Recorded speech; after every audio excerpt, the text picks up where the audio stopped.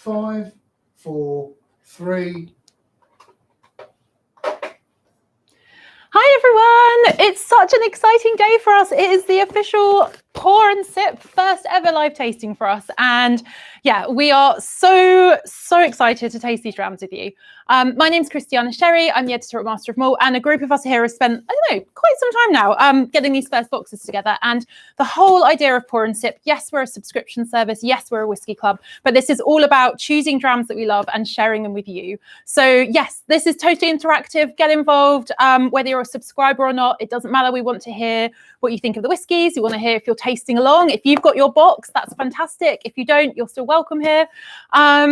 Yeah, should we get going? We've got 5 to get through. So the whole idea of Pour and Sip, as I said, is that we want to share some incredible whiskey, some of our favorites, some brand new expressions, all of this.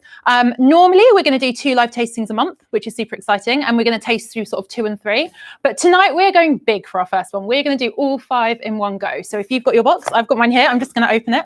I have had a little sneak peek before, but it's still super exciting. And if you've not seen one before, if you don't have a box, check this out. Look how fun it is.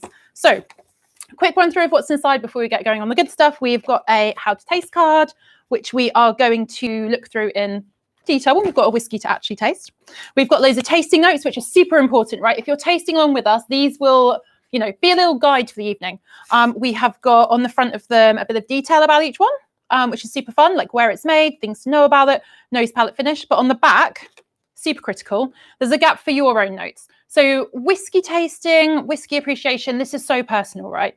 Flavors and aromas that resonate with me might not resonate with you, and that is totally okay. There are no wrong answers here. This is about having fun, kicking back, enjoying a dram, having a lovely evening.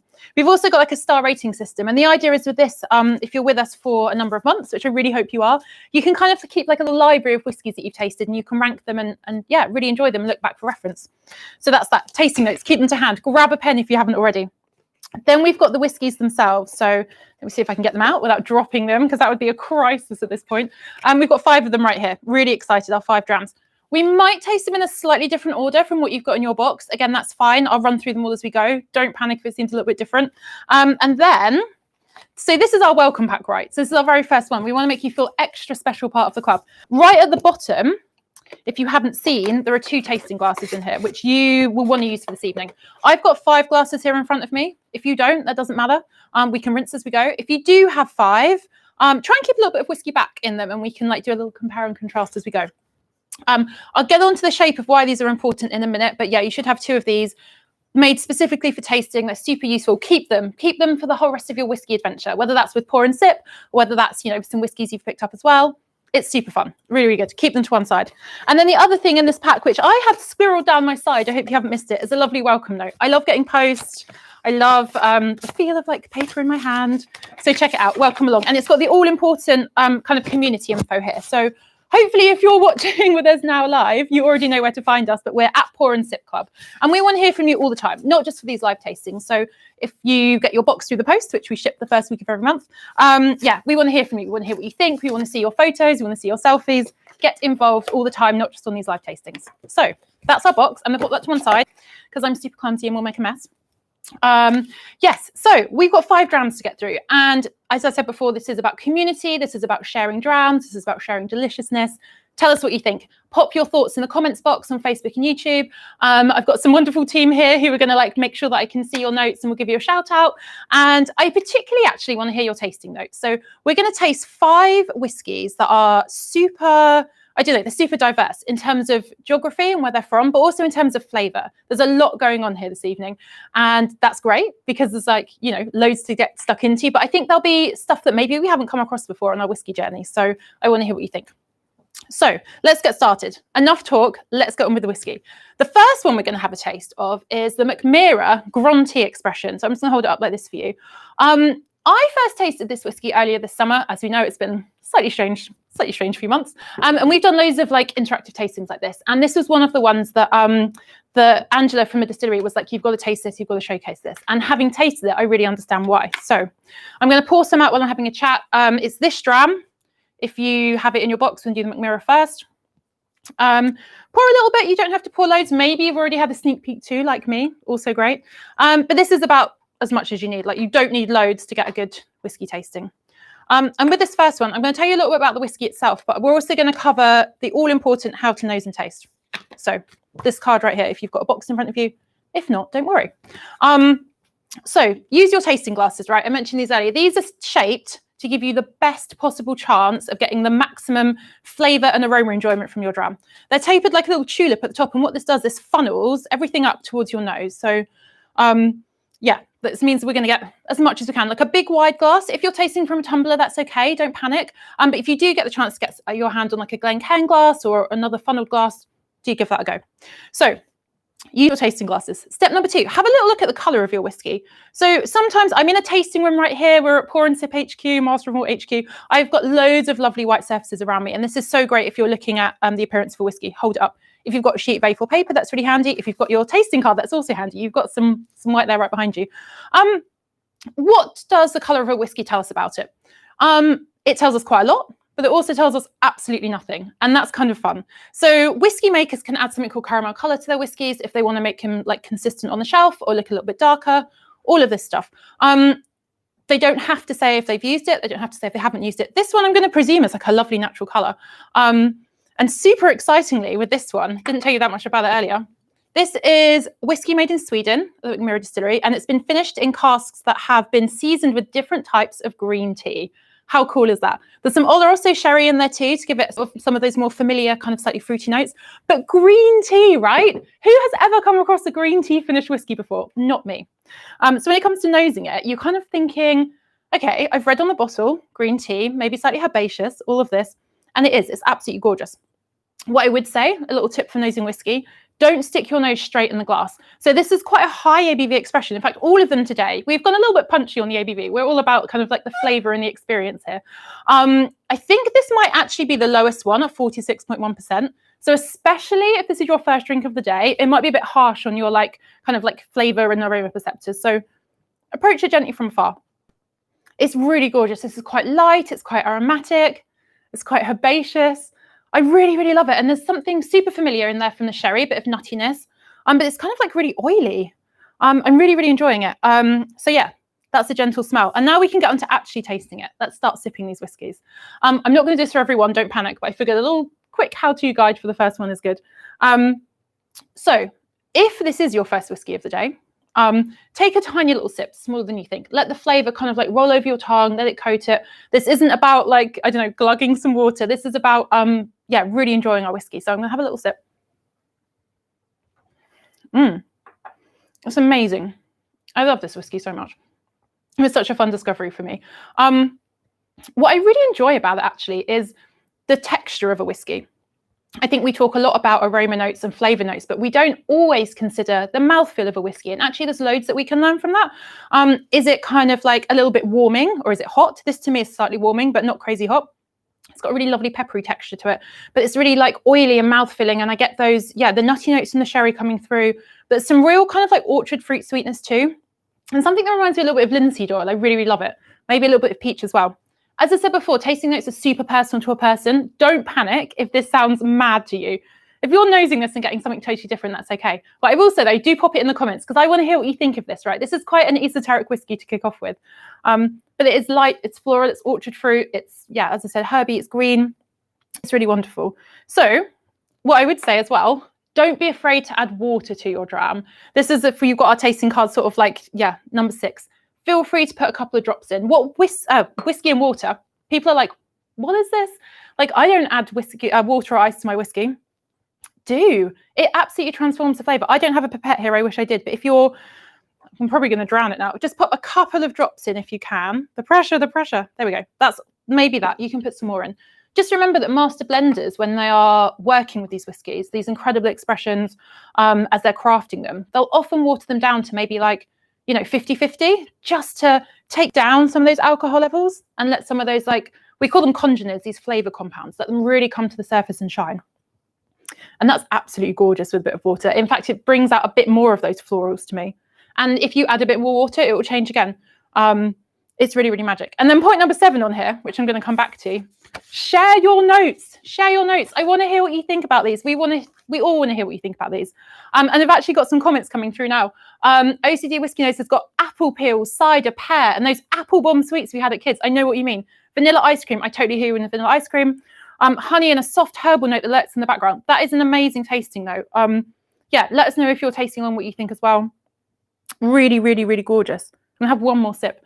So yeah, I think one of the reasons we chose this whiskey was because at Pour and Sip, we really want to bring to life stuff that you might not have come across before. I feel like if we go to a pub, if we can go to a pub, depending on where you live in the world right now, we sometimes see the same bottles, and that's great. They're favorites. We love them. We never want to see them go anywhere. But sometimes it's harder to know what to buy, right? Like whiskey bottles can be quite expensive. This one's $52.95. I think it's really good value for what it is.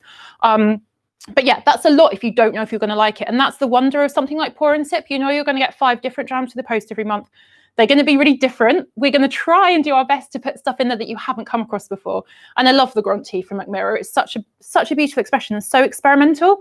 I think world whiskey, as someone who writes about whiskey a lot and gets to sort of hear about what's coming through, these world whiskey producers, like in Sweden, they're not necessarily tied to the same rules as in places like Scotland and to a lesser extent the US. So the world is their oyster when it comes to whiskey innovation, and that's super exciting. I really can't wait to see what comes next from distilleries like Mackmyra. It's awesome.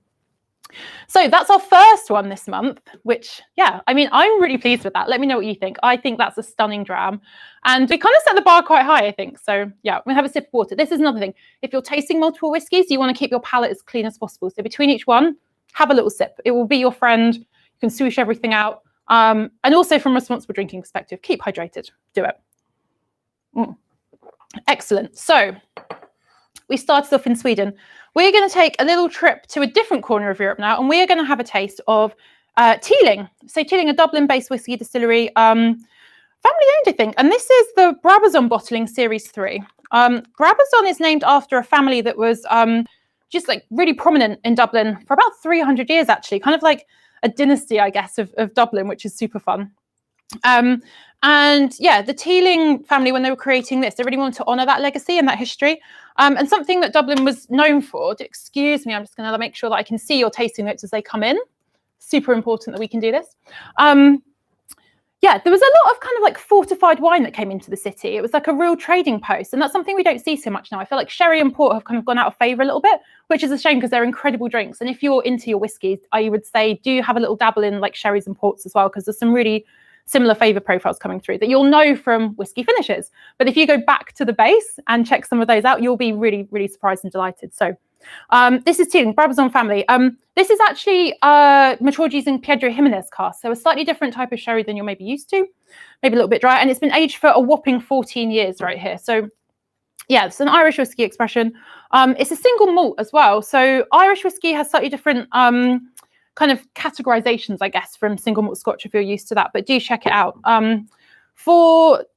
Yeah, I could go down some tangents here about unmalted barley and malted barley. If you want some extra Googling, if you've got questions on that, pop them in there. But yeah, this one's a gorgeous single malt. And what we're doing when we're on the nose here, what I like to think about when I'm nosing and tasting whiskey, it's a bit like kind of like a detective story. I feel like I'm a bit like a spy solving a mystery about what has gone on in this whiskey's past. So when you're nosing something, you can think, what can I get from this? Can I get some of those like fortified wine notes? Can I get some of those, or maybe herbaceous green tea notes, for example, in the Mackmyra? And I feel like every time you inhale, every time you take a little sip, this whiskey is telling you a story. And it's so much about enjoyment and about flavour. And yeah, we're just all about sharing this with you guys. So that's really, really fun. I'll take a little sip. And again, let us know what you think. Yeah, if you tasted Teeling before, let us know how you think it compares. So this one for me, should have given you an ABV warning, 49.5% ABV. So we've done a little bit of a jump up here. And actually, I feel like some of the higher ABV whiskies kind of like benefit a little bit with some water. Like we said, it can really transform it. You get 2 drams in one. But having said that, this is warming, but it's not a crazy hot expression. There's a lot of fruit forwardness coming through in the dram. Yeah, really, really beautiful. We've got some more tasting notes come through. Oh, Sean McCarrick. Hello, Sean. Teeling Distillery, well worth a visit. Totally. All of these distilleries, as soon as you can safely get out there again, go and check them out, because I feel like that's one of the best places you can learn about whiskey, is to go and visit the makers and the people who have put together these incredible expressions. OCD whiskey, Teeling nose, dates, plums, sticky toffee pudding, cherries with a hint of dried tobacco. Do you know what? I totally know what you mean about that dried tobacco. So my granddad used to have this jar of these like dusty tobacco leaves. That's really like transported me back there. And Roz, who's watching, getting an inky note on the nose like a gel pen. What a blast from a past, right? I remember primary school gel pens for me often leaked everywhere, quite clumsy like that. Yeah, that's a really interesting tasting note. And I love this about whiskey. It can totally transport you to another place and another time just through like the wonder of flavor and aroma, which is pretty cool, right? And have another little sip. Do you keep these notes coming through, by the way? This is what this is about. This is like we're sharing drams together. We can't do it in person, perhaps, but we can do it digitally and virtually, and that's awesome. Jalen, fabulous, as I'm new to whiskey. Brilliant. This is what it's about. This is about sharing the whiskey love, getting new people in, but hopefully there's some like quirky and interesting stuff if you've tried a few whiskies and you just want to try something new. Beautiful, beautiful. Someone else is agreeing with tobacco. And such an interesting note, actually, from Peter Gould. Christmas is here, right?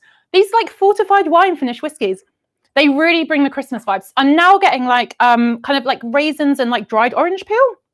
Totally Christmassy and really, really fun. Oh my goodness, we're like 15 minutes in already. Like this time is flying. But yeah, I love your tastings. Keep them coming in. Time to take a little bit of a further afield trip with dram number 3. This is Legion. So yeah, if you've got your box, this is the dram we're on now, Legion Bourbon. This is a super interesting dram for a whole number of reasons. So as I said, we're in America. This is kind of like a hybrid whiskey, I suppose you could say. So anyone who's kind of follows like the business of whiskey will know that one of the biggest drinks companies in the world is called Beam Suntory. It was kind of created a few years ago now as like a merger of Jim Beam, massive in American whiskey, and Suntory, a huge in like Japanese whiskey production. And they own so many brands, right? They own loads. They own, kind of loads of Scotch whiskies, like Lefroy, loads and loads and loads. But what's special about this, about Legion, and I think it's a really gorgeous bottle, actually. Check this out. Look at this sort of wisp coming up here, like super elegant. And I love the stopper on the top. This is kind of like a meeting of minds, rather. So you've got Fred No, who's the master distiller at Jim Beam. He's like initially crafted this whiskey, distilled it, brought it all together. You've then got the chief blender of Suntory. So this incredible Japanese whiskey house, like decades and decades, if not centuries of like history packed in there. A guy called Shinji Fukuyo. And what they've done, they've teamed up. It's like a marriage of East and West. So, and this is where it gets really interesting if you're a bit of a whiskey geek and you like whiskey rules and regulations. So this was a fun one for our compliance team here. So bourbon has to be matured in like brand new oak. That's like the law. What they've done with this, it's initially been matured in new oak, but it's also then been finished in some Californian red wine casks. So is it a bourbon? Is it not a bourbon? Let me know what you think about that. I think it's like a really interesting thought experiment and like pushing the boundaries of bourbon. And that's what we're kind of seeing, I think, with particularly the first whiskey and the third whiskey we've had this evening. It's like whiskey innovation. What does that look like today? How are people producing these like incredible liquids? And for me on the nose, you can really get some of that kind of like fruitiness. It's pretty bold. And there's like real like kind of like spicy vanilla, like proper vanilla pods is what I mean by this. Like I'm not necessarily talking like soft vanilla ice cream here, but like, yeah, if you're going to crack a vanilla pod in half, you get that kind of note. And that's coming from those brand new barrels, those new casks we were talking about at the start, full of vanillins, like full of this like gorgeous kind of toastiness that's coming through. But you definitely get that red wine influence too. I'm going to give you another ABV warning. This is 47% ABV, so approach it with slight caution. But it's absolutely gorgeous. Alistair agrees. He said, what a nose. Jerlyn, my husband thinks this was the best one. I'm not sure if that's about the Teeling or about the Legion, but yeah, it's good. Legion was my favorite from Tom. Fabulous. Like, do you know what? I was going to start with this one, but I decided it's so bold. That marriage of the kind of vanilla casks and the red wine, I think it's really quite pronounced. Like if we're talking about, like if you're tasting whiskey and writing down all your notes, a really interesting thing to think about is like the intensity of everything. Is it kind of whispering to you or is it like shouting at you? What's the volume levels on the nose? This one, the volume stepped up a little bit, I think. Really gorgeous. Some more tasting notes come in. OCD whiskey, vanilla, orange marmalade, ginger biscuits dipped in espresso coffee, waffles and treacle. Oh my gosh. Does that make it a breakfast dram? Not sure, but it's really, really lovely. And Peter Gould, I get the chocolate on the nose. Yes. Kind of like a milk chocolate for me. Let me know if you think it's dark chocolate. For me, it's a bit of a milk chocolate vibe. I'm going to have a taste now. Talked about it so much. I really need to have a taste. Do you know what? I totally agree with your tasting notes, but I'm getting this incredible, like rich cinnamon spice on the palate. we haven't really had with the other ones. Like, that's a gorgeous complement of really tying it together. And the palette for me and the texture of it is so inherent, that classic bourbon style. Some of the other notes we got on the nose was kind of like lent more towards the Japanese side. So I think we've actually done a really good job kind of bringing together those two, I guess, philosophies of whiskey making, which is fascinating. Really, really cool. Brilliant. So we've had a little trip to Sweden with Mackmyra. We've had a trip over to Dublin with Teeling, and we've been kind of, I guess, on a bit of a tour between Japan and the US. I think we should land in Scotland with the next two because Scotch whiskey is incredible. Kai said, great bourbon. Would it be better with ice? Great question. If you would enjoy your whiskey with ice, chuck an ice cube in. If you prefer it without ice, sip away without ice. Like, this is about you. This is about you enjoying your whiskey. This is about you enjoying your whiskey how you want to. There are no right or wrong answers. Have a sip. If you want to add some water, add water. If you want to add an ice cube, add an ice cube. It doesn't matter. If you're in a bar and someone's like judging you for how you're drinking your whiskey, tell them to go away. This is like my whiskey. I'm enjoying it how I want to. Crack on with the ice. Excellent. So, Scotland, and one of my all-time favourite whiskey producing regions. We are going to have a Bunnahabhain now. So yeah, kind of a tricky name to pronounce, Bunnahabhain. Again, not a Scotch Gaelic speaker. Someone please correct me if I got that wrong, but I'm pretty sure we're there or thereabouts. This is a 12-year-old expression. And Bunnahabhain is located kind of on the north of the island of Islay. I think it's one of the most gorgeous views I've ever seen is from this distillery. So I'll try and set the scene and do it as much justice as I can. So to get to this distillery, you kind of have to, well, get to Islay first of all, a Hebridean island off the west coast of Scotland. You have to drive to the north and go down this like really narrow winding road. It absolutely blows my mind that you can get tankers of like whiskey and ingredients in and out of there. It's mad. You kind of go down, I guess, the cliffs when you get there. And what you're met with is these absolutely stunning mountain views across like the water between Islay and Jura. And it's just this expanse of rock and sea. And you've got this whiskey distillery there. And it's just absolutely stunning. Islay is known, well, it's kind of synonymous, I guess, with peated whiskies. And the reason we chose to pop this Bunnahabhain in is because it's, well, I say it's unpeated. Some people say it's lightly peated. You can definitely get a very, very subtle hint of peat. It's a distillery that produces peated spirit. You're probably always going to get that. But it's so not what you would necessarily expect from the Islay whiskey. Stereotypical, yeah, I guess Islay whiskies, big, bold peat smoke, bonfires, iodine, roadworks, that kind of a vibe. This one is so much lighter and fresher. And what I love about this is that all you're getting really is the distillery character. This is about the art of distillation and maturation right here. So nothing's being hidden by peat smoke. Nothing's being hidden by crazy cask influence. This is a mix of bourbon and sherry casks. So you've got a little bit of that kind of fortified wine character that it changes every like 10 minutes. So you never get bored. And this dram feels like it's going perfectly with that. Alan, looking forward to trying the Bunna. I only tried, oh gosh, another expression so far. So if you know Bunnahabhain, you know that they love to throw in some of their Scotch Gaelic heritage. And that's my downfall, basically. This is a 12-year-old. We've not gone for any of the slightly more challenging pronunciation names. But yeah, good shout. A lot of their stuff is fabulous. This distillery produces peated and unpeated expressions, as I said before. So if peat is your thing, check it out. If it's not, also check it out. Yeah, really, really gorgeous. Alistair said the best core range 12-year-old on the market, in my opinion. Yeah, that's a bold claim, but I think you're there. Yeah. So 12-year-old is kind of like, yeah, we've sort of seen a trend in maybe the last 5 years or more towards no age statement whiskies. The rule with Scotch whiskey, it has to be aged for at least 3 years. So if it's got Scotch whiskey on the bottle, you know for sure that it's been in oak for 3 years, bare minimum. It's kind of mad in a way when you think about these 10-year, 12-year, 15-year age statements. I mean, cast your mind back to 12 years ago. I can't even really think what I was doing. But yeah, incredible that it spent this long in oak. But yeah, 12-year-old expressions are such a great place to start because you've got some of those like rich, like oak mature sort of characteristics coming through in the spirit, but you still get a lot of that distillery character. Like older expressions are so beautiful as well. You get some of that what we'd call rancio notes, so like furniture polish, like maybe slightly like dusty books, forest floor kind of vibes. But at 12 and sort of 15 age, you're still getting some of that real lively, yeah, the barley, some fruits from the spirit. It's really, really interesting. So yeah, I love this one. And I love that, yeah, we've kind of taken a little trip to Ireland. Brilliant. So last but not least, keep your tasting notes coming, by the way. I'm loving seeing them. It's so great to share them with you. Yeah, awesome. But last but not least, and I want to, like, if you've got questions as well, pop them in the box. Like, we can have a chat about this kind of together. So, but while you're doing that and having a think, we're going to move on to the fifth and final dram. This is the Balvenie 14-year-old Week of Peat. So we've stepped up a little bit in terms of age. So you can maybe look out for a bit more of that oak character, a bit more of that vanilla, a bit more of that, yeah, the toastiness. But this is so exciting.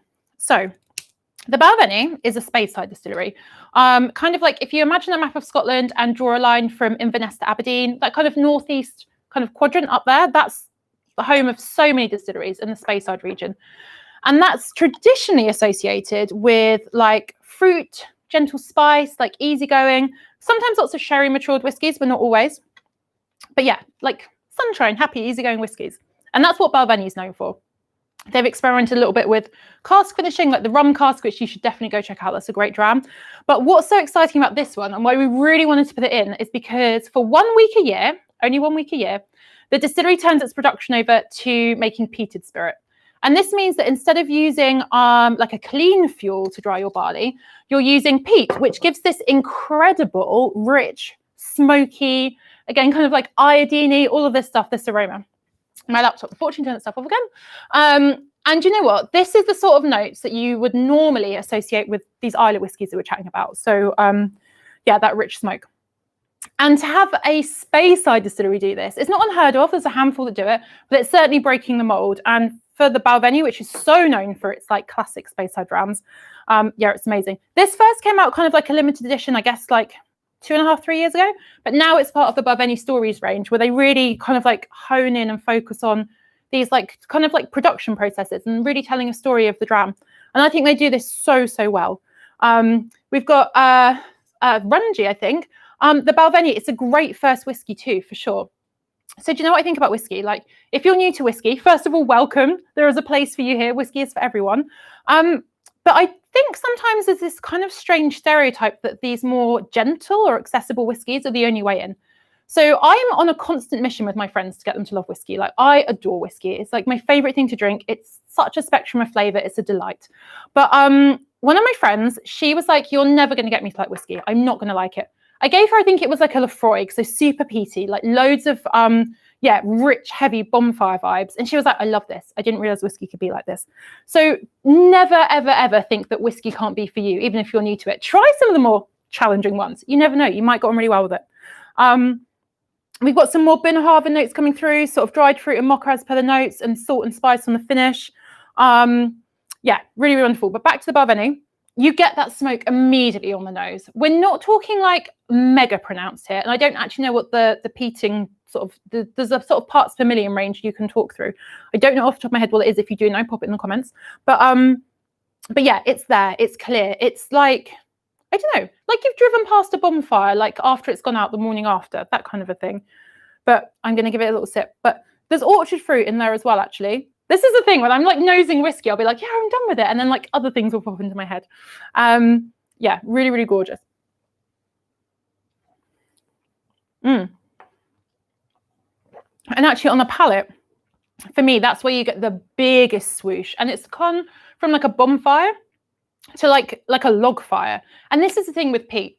Peated whiskies are so multidimensional. It's not like you have peated your malt, so therefore it's going to have these notes. There's light and dark. There's all kinds of shade. There's a spectrum of all of these wonderful flavors. And I think the Balvenie has done that so well. And it's 48.3 ABV, so it's pretty robust. On the mouthfeel, it's really mouth-filling. These wafts of smoke, I'm still getting them now. It's got a beautifully long finish. Absolutely adore it. Alistair said, oh, wonderful. The great thing about this tasting set is it comes to 2 drams. I was actively looking for an opportunity to try the Mackmyra and the Balvenie. Well, that's great news. I'm so glad. And that's really what we want to achieve. Like, we want to pick out some of our favorite whiskies, and that can be like new and some of our old favorites. So I would say the Bunnahabhain is one of my old favorites, but the Mackmyra was a new discovery. And as soon as we were like, oh, what can we get out there? That was one of them for sure. Pat says, wow, that was just perfect for me. Love the smoke and so full of flavor. Isn't it just? I kind of want to keep sipping on this now because, okay, here's the challenge with peated whiskey, right? It would be now quite difficult to go back to the delicate Mackmyra and get the maximum enjoyment out of that. And in fact, if you go back to it now, actually, if you do have some left in your glass, I'm getting so much more of that greenness. Like it feels like leafy, like tomato leaf, that kind of a thing. But then noting the Balvenie, this in comparison to that is like a little bit more smoky now. And that's another thing with whiskey as well, especially if you're new to it. One of the best ways to hone your palate is to do like a comparative tasting like this. Just have a bunch of whiskies, nose them alongside each other, see what you're picking up different in each glass, and go from there. Amazing. Peter said the level of smoking, nice level of smokiness, sorry, in the Balvenie, not too off-putting for beginners. And then Sean again, Balvenie, a lovely complex nose, smoky, dark sweetness, and heather. Heather is a great shout. And here's another thing with peated whiskies. It does legit make a difference where you're getting your peat from. So the reason Islay whiskies are so kind of like seaweedy maybe is like, you know, peat's basically compressed organic matter that's been in the ground for like tens of thousands of years. So whatever naturally grows in that space is kind of going to be like the flavouring agent for your peat. So we don't have a Highland Park here, but Speyside Highland Park, they've got much more like florals in their peat. And I totally agree that heather comes through on this. Whereas Speyside, yeah, much more of that brine kind of character, which is so interesting. Like sense of place in terroir and whiskey is like a whole thing we could talk about another time because it's fascinating to me and to lots of people. But yeah, like, I want to know what you think about that. Do you think that where a whiskey is distilled has a massive impact on flavour? Question for the evening, perhaps. Some more stuff coming through. Rolls the Balvenie is a great intro to peat. Feel like you could drink it on a school night. I like that. Yeah, great stuff. So hopefully that's a good intro to our first pour and sip tasting. A couple of things. Keep your comments coming in if you've got any questions. We're going to hang out for another 5 minutes or so. Yeah, just a couple of things to round off. I'm going to go through them. I'm going to give you the pricing, but I'm going to give you the pricing for the bottles. But bear in mind, if you're a pour and sip subscriber, you should already have a discount code that will get you 10% off all of these bottles of Master of Malt. But big breaking news, which I'm so excited about. From the 29th of this month, we're going to have our very own pour and sip shop on the pour and sip site. And that means that you don't have to worry about discount code. You can just log in and all those bottles from this month's set and the previous month's set are going to be there for you, and it's going to be super easy and super straightforward. So I can't wait for that. But yeah, so we'll just have a little quick recap. So we started off with the Mackmyra Gronty, which was $52.95 for a full bottle, but again, add your 10%. We're generous like that. We're about sharing the whiskey love. Next up, we've got the Teeling, which is $89.95. So yeah, that's kind of up a bit in price. Irish whiskey does tend to be a little bit more expensive sometimes, but it's worth it. It's worth splashing out on it. Then we've got the Legion, which I think bang for buck is incredible. The amount of flavour in this bottle is amazing, and it's $47.95. So wonderful, wonderful. Someone's favourite 12-year-old expression, the Bunnahabhain, that's £40.33. So again, brilliant and absolutely delicious. And then the Balvenie Week of Peat, part of the storage range, 14-year-old, is $64.95. But again, don't forget you can take your 10% off that. Wonderful stuff. I also want to know, just while we're rounding up, what was your favourite dram of the evening? Let us know. For Sean, the Balvenie wins. Added some water to it, seems to weaken the nose but improves the finish. So this is an interesting thing, right? We chatted about water earlier and how it means you can get more like flavour compounds out. But it really will impact everything. It will impact what comes through on the nose, on the palate, also the finish. By the finish, we mean like the positive flavours that get left behind once you swallow the liquid. So going back to the Balvenie, for me, that glorious, like fresh bonfire peat smoke just lingers on and on and on once you've had to finish the dram. We'll have another little sip. Kai says, will this be available to view again later? Yes, as long as there's no technical dramas, which I'm going to hope there's not. This is the first time we've done this. We are going to save this and it's going to be up on our YouTube page. So if you've missed it or if you haven't got a set yet, snap up a set and then you can watch this back later. I don't think we're going to be able to save the comments though, sadly, but yeah, me chattering away and we'll be there for you. And yeah, I want to know your favourites. So yeah, a couple of minutes left to round off. I'm really struggling to pick a favourite for me. I really do love them all. I'm not just saying that. I think they all offer something really different and really unique, actually. I think my favourite discovery of the summer was the Mackmyra because it is just so different and so out there. But honestly, like the Bunnahabhain is one of my long-standing favourites. And this is what you can expect to find from Pour and Sip going forward, really. So we're working with our buying team and sort of the experts at Master of Malt to really pick out stuff that like genuinely excites us. We really want to share this stuff with you going forward. So yeah, this is just month one, right? So we've got so much more to come. Yeah, check out Pour and Sip Club on social. And yeah, we're going to be shipping the new boxes on the first week of every month. So there's always going to be new stuff. You can buy gifts. You can gift yourself, which is always nice to do in the run up to Christmas. And yeah, so we've got here some favorites. Alistair says Legent has been the biggest surprise. What a piece of craft. For sure. Oh my gosh. This whole concept about if it's a bourbon or not, I kind of think like that doesn't matter because it's such a beautiful expression. And that, yeah, that blending of approaches to whiskey making is fascinating. And then Roz says, I think the Brabazon is my favorite, and then the Legent for her other half. Amazing. Yeah, this is so much fun to taste them all, right? And we've had whiskies from Sweden, from Ireland, from the US, and then 2 from Scotland. Sean says, looking forward to your next tasting box. Me too. And I can tell you there's some like absolutely delicious things coming up. So yeah, we were involved in putting the boxes together for the whole rest of the year, and I cannot wait to see what you think of them all. Kai, Legend, and Bunna were my favourites, but a great lineup, and that was really well done. Thank you. Well, thank you all for tuning in. Honestly, this has been so much fun. What we're going to do going forward is split them, so we've got 2 drams and 3 drams, so we can spend a little bit more time going into detail with them, because otherwise we could literally like stand here and chat all night about these because they're wonderful. But yeah, this has been awesome. Thank you so much for tuning in. It's been amazing to share a dram with you virtually, and yeah, go and check them out. And yeah, lie in wait for your next box. It's not going to be long at all. It's the 24th today, right? So another 10 days, maybe a little bit more. And box number 2 will be on its way to you. Thank you all so much. I'm going to raise a dram to you, and yeah, enjoy. Have a good one, everyone.